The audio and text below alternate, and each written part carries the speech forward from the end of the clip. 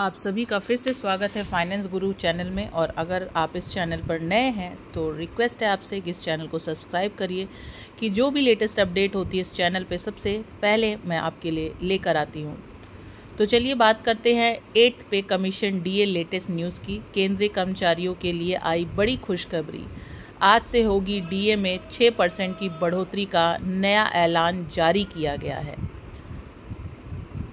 8th पे commission DA latest news. हाल ही में सभी केंद्रीय कर्मचारी के लिए बहुत ही बड़ी खुशखबरी सामने आ रही है।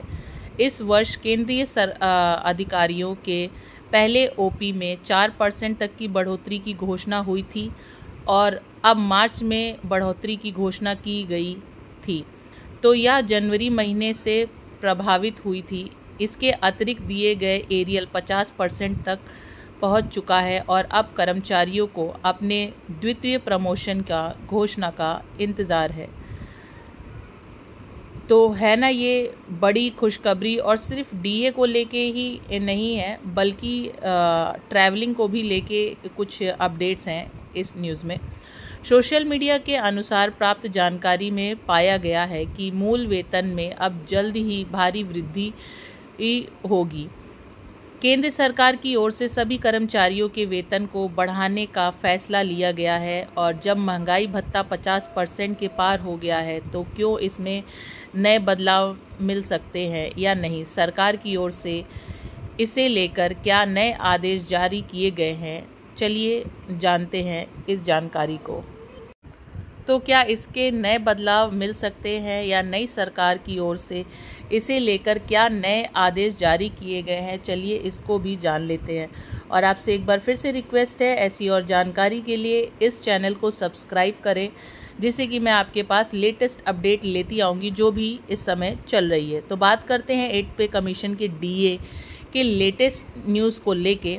तो मीडिया रिपोर्ट के अनुसार पता चला है कि वेतन आयोग की 5वें रिपोर्ट्स के अनुसार प्रमुख रूप से मूल वेतन एवं यात्रा भत्ते पर भी काफ़ी जोर दिया जा रहा है तथा इस विषय को पेंशन के लिए महंगाई भत्ता बढ़ाने के लिए भी किया गया है। लाखों कर्मचारियों की बदलेगी किस्मत। जैसे कि नई सरकार का गठन हुआ है, सर्वप्रथम डीए बढ़ाने के विषय पर चर्चा करी गई है।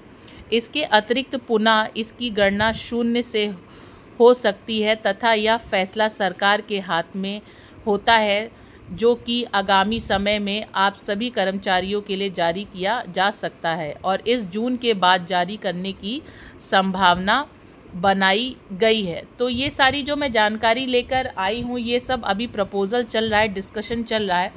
तो जून के बाद से, जैसे कि अभी जुलाई का समय चल रहा है, तो किसी भी वक्त हमें हो सकता है ये पॉजिटिव, जिसकी उम्मीद है, जो लोग रिटायर्ड हैं उनको भी इस से काफ़ी उम्मीद है, तो उनके हक में फैसला हो।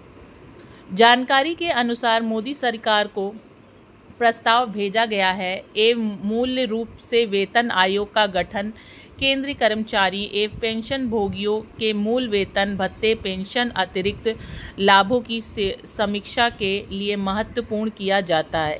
इसके अतिरिक्त केंद्रीय भुगतान आयोग के द्वारा हर 10 वर्ष में एक बार गठन किया जाता है तथा कर्मचारियों के लिए 8वां वेतन आयोग पुनः बनाया जा रहा है, जिसके अनुसार इसमें काफ़ी भारी मुनाफा भी हो सकता है। तो इससे पहले एक बार 7th पे कमीशन लगा था तो काफ़ी सैलरी बढ़ गई थी। जो भी लोग सरकार में वो लोग इस बात को बेहतर तरीके समझ सकते हैं। अब 8वीं की बारी आई है तो लाखों कर्मचारियों का होगा बड़ा फ़ायदा। जब से 7वें वेतन आयोग की स्थापना पूर्ण करी गई थी, जिससे मनमोहन सिंह द्वारा 28 फरवरी 2014 को स्थापित किया था।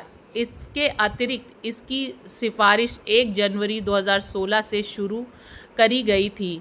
वहाँ ध्यान देने वाली बात यह है कि 8 वर्षों का अंतराल भी 8 MDA 1 जनवरी 2026 से शुरू करने का प्रस्ताव रखा गया है। तो चलिए इसी के साथ हम सभी की बहुत सारी आशाएं हैं, जितने लोग भी सरकार में या सरकारी नौकरी में हैं जो कि सेंट्रल गवर्नमेंट के तहत आते हैं, तो इससे बड़ा अगर ये ऐसा बदलाव होता है तो एक बहुत अच्छा सपोर्ट हो जाएगा फैमिलीज़ को भी, और जो लोग रिटायर्ड हैं, जो जिनकी ज़िंदगी पेंशन के सहारे होने वाली, उनका भी जीवन थोड़ा सा आसान हो सकेगा। इसी के साथ धन्यवाद।